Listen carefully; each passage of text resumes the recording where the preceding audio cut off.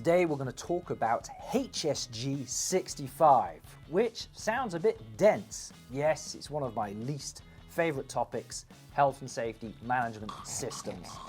My name is Will Taylor. I've been an IOSH and NEBOSH health and safety trainer for about 10 years now, and I must admit, I always cringe when I have to teach people about health and safety management systems. Not that I don't like them, they're incredibly useful. I just find the topic a bit theoretical and boring. So you know what? We're going to try and make this a bit more exciting today.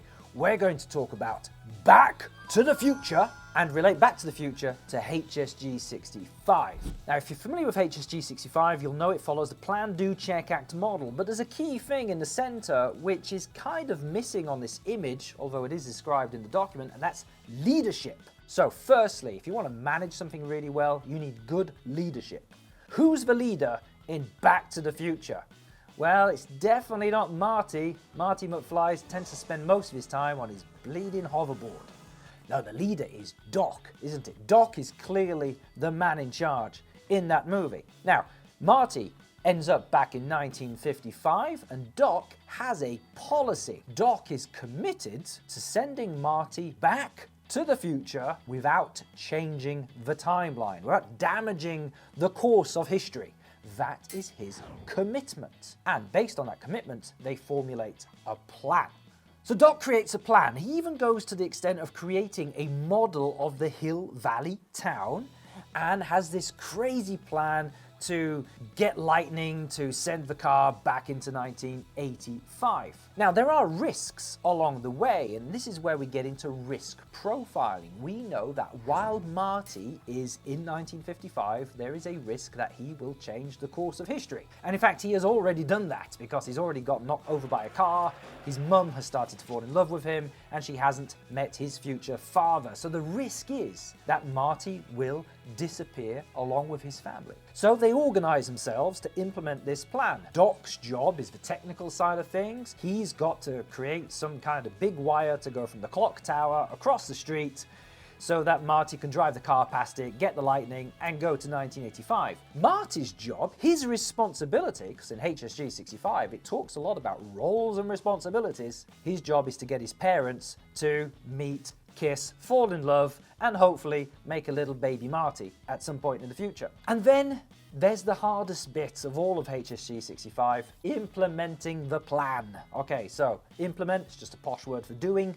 Marty's job is to get his parents to meet. And this is actually quite difficult. It's quite awkward. Things don't quite go to plan. Turns out that his mum smokes, she drinks, and, well, she likes to kiss people in cars. And so he ends up kissing his mother. Pretty awkward. I think he also gets locked in the boot of a car. So implementing the plan doesn't always go well. And this is why we have to check. Because while we're implementing the plan, we have to check how the plan is going and whether we are on track to meet the plan and whether we are meeting our policy commitment. So the check bit, the check links back to the policy and the plan. We're checking that we're delivering our policy and delivering on our plan. Now we see this in Back to the Future because what they end up doing is measuring performance. They are measuring, and you see a lot of measuring. It's like they've always got their watches on. Did you notice that in the movie?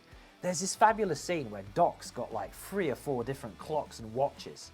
And he looks at one watch and he realizes that they're late. And he goes, damn! And he walks over somewhere else and he gets another watch out and he goes, damn, damn. And there's another thing which Marty is checking. Marty keeps checking a picture.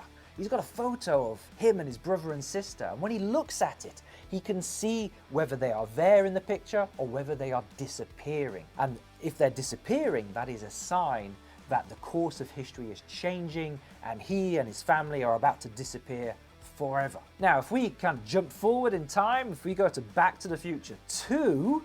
Where we're going, we don't need roads. If you're familiar with that movie, things have gone wrong. They did actually end up changing the course of history. Marty ends up back in 1985, finds out that life has changed, his dad has died, has been murdered by Biff, and Biff is now married to his mother. This is an incident, and we actually see an incident investigation. Marty goes to Doc's house, Doc gets this chalkboard and actually draws a timeline. This line represents time. Just like we might create an incident investigation timeline of the events. Person did this, person did that, so-and-so arrived.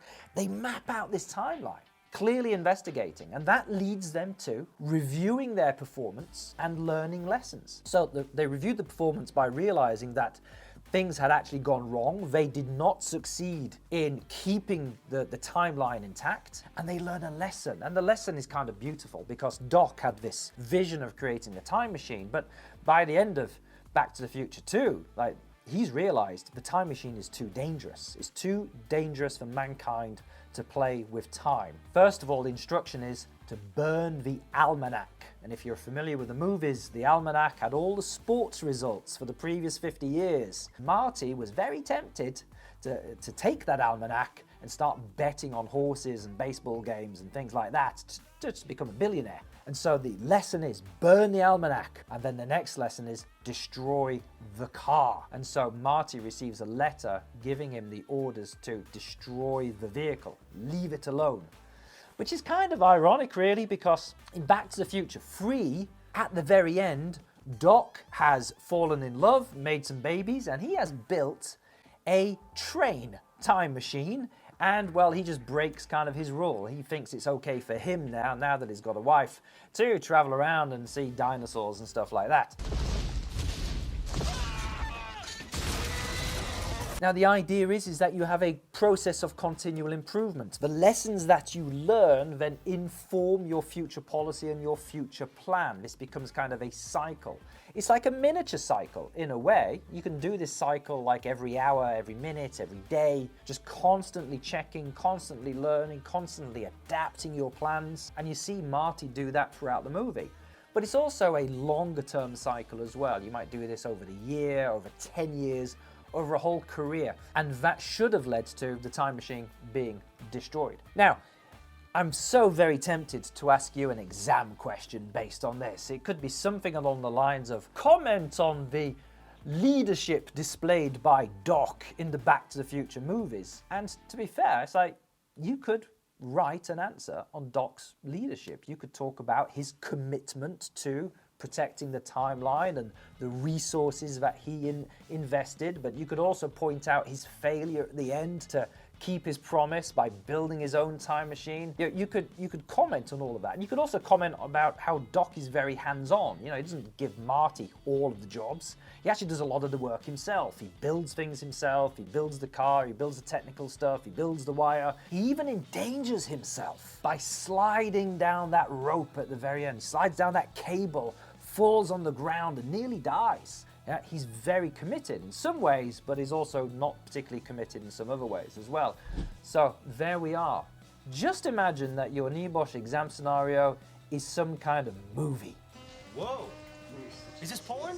And every time you watch a movie, whether that's Star Wars or Indiana Jones or anything at all, try and spot management systems. Can you see leadership? Can you see a plan?